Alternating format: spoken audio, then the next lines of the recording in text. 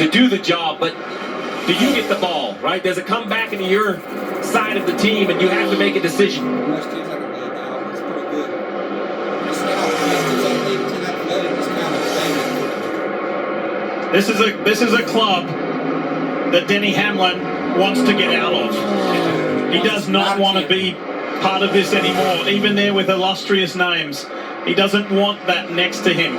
With 3 Daytona 500 wins, 60 Cup wins, he wants to have at least one championship. He wants to do it for himself.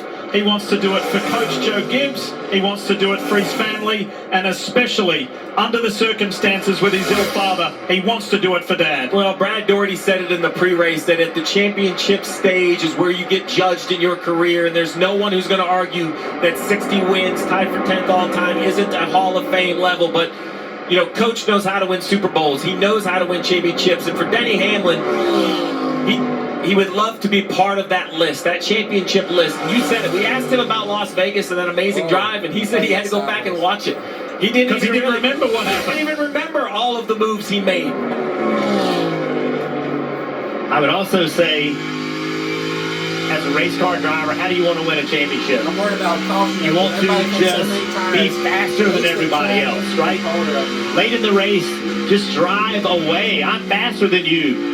This is, you know, when you're a kid at home, Steve, shooting basketball by yourself, winding the clock down, hitting that big shot, win the game. Same for a race car driver.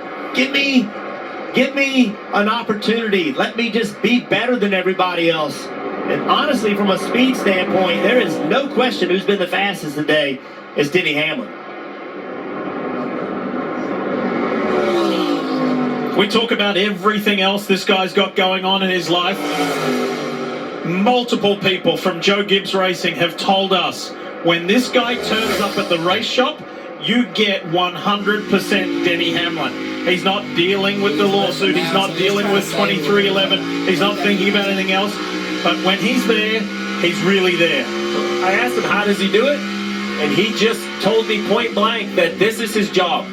This comes first. And everything else comes after it. He goes, sometimes that means late into the evening if I have to catch up on being an owner or doing something else. But nothing can get in the way of his day job, which is driving this 11 car. Look at that sun.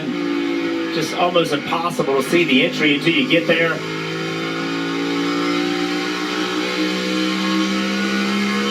Chris Gale, what a relationship they formed just this year alone. See him right there, still crew chiefing. Yep, bring those air pressures up. Yep, that's what I want. That next set of tires, air them up. It's going to have a short run. You can't just turn into a race fan when you're on top of that pit box. You maybe can't help your driver, and you probably don't have to say anything to Denny Hamlin, but you have to be ready for everything. We showed you in Countdown to Green that incredibly emotional piece involving Coach Joe Gibbs and the story behind his late son JD, who went to meet with Denny Hamlin for the first time and give him an opportunity. Denny and his partner, his fiance Jordan, had the birth of their third child this year, a son. His name is Jamison Drew, the initials JD, as a tribute to JD Gibbs. Plus the D in there for D Hamlin, a tribute to his father, to keep that going for another generation. William Byron is now 2.8 seconds in arrears of Hamlin and has his hands more than full with Ryan Blaney. Blaney is trying to make this pass, but with mittens on, he's a better part of this battle. He's not just going to lift. He owes it to his race team and to his fans. He's trying to make this pass, but he knows he can't slip and have contact, so it has to be the cleanest pass perhaps he's ever made.